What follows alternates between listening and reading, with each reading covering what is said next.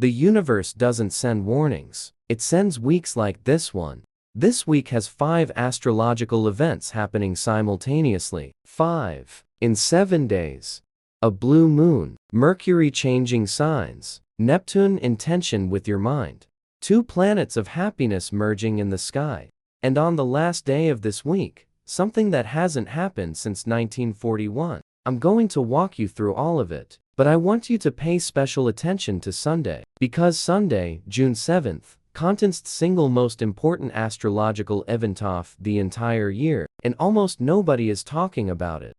Let's start with what opened this week. Monday, June 1st. A full moon in Sagittarius. Not just any full moon, a blue moon. The second full moon in a single calendar month.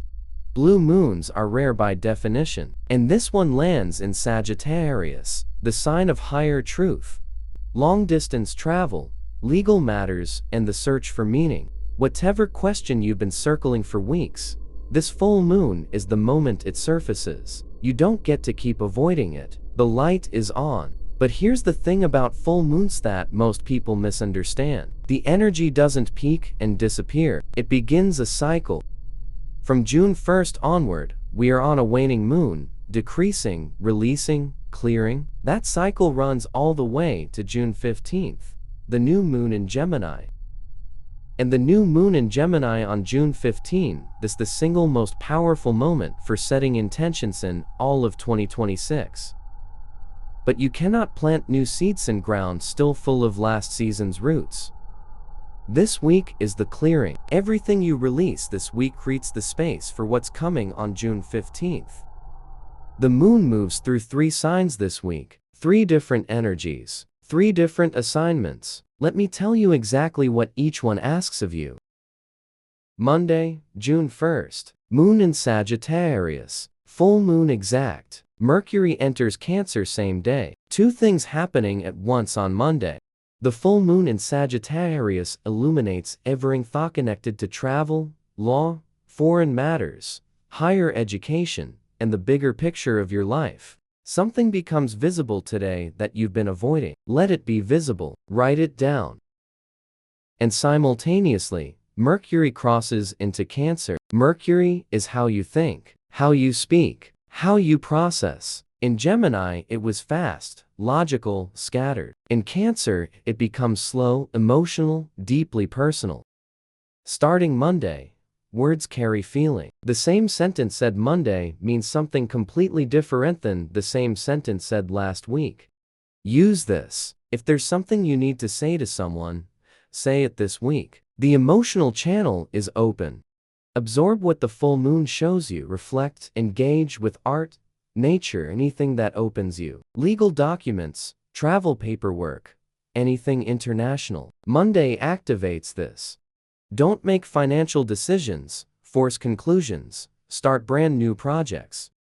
Tuesday and Wednesday moon in Capricorn. These are the 2 most productive days of the week. Capricorn doesn't dream, it closes things. Tuesday, June 2nd. Say what you've been meaning to say. Mercury in Cancer makes words land with real warmth today. Wednesday, June 3rd. Execute. Close every open loop. Pay what you owe. Sort the documents you've been avoiding. If you're waiting for an answer, Wednesday is when it arrives. Work before noon. That's your window. Don't make large financial moves. Uranus is still unstable. Thursday and Friday moon in Aquarius. Step back. See the pattern, not the emotion. Thursday, June 4th. Clearest thinking day of the week. New connections, group energy, and expected conversations. But caution, Mercury squares Neptune on Thursday. Information distorts. Check every address. Double check every number. Best decisions, 2 p.m. to 7 p.m. Friday, June 5th. The energy shifts. Venus is moving toward Jupiter.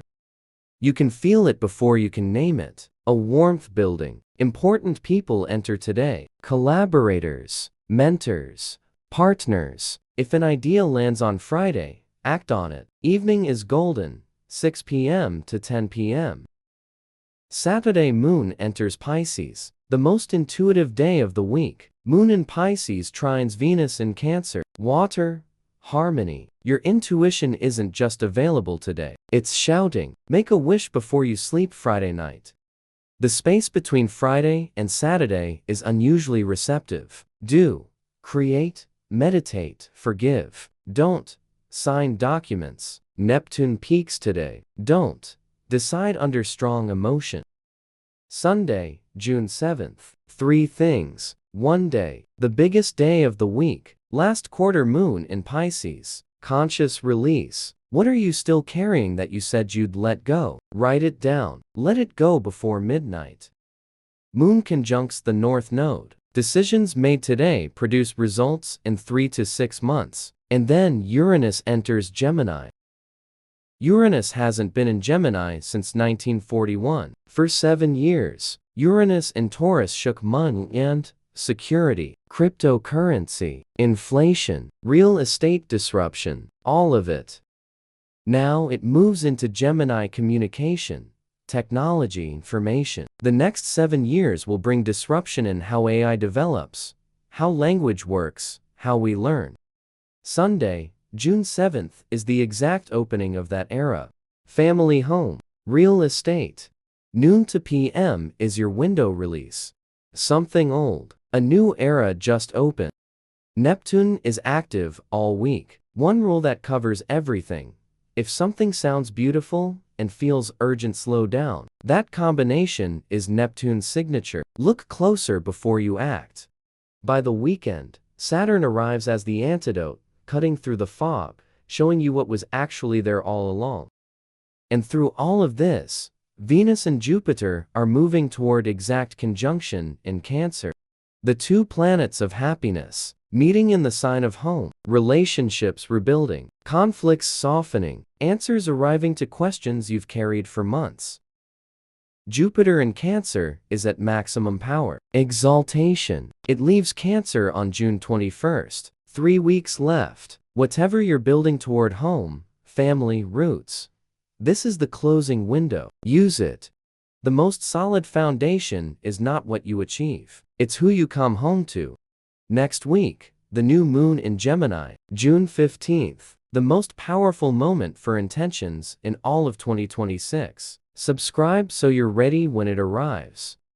Gemini rules words, ideas, and new directions. This new moon doesn't just open a cycle, it opens a channel. What you plant on June 15th grows through the summer and into the fall. I'll show you the exact hours when it's most potent, what to write, what to ask for, and which signs receive the most powerful activation. Subscribe, and I'll see you there.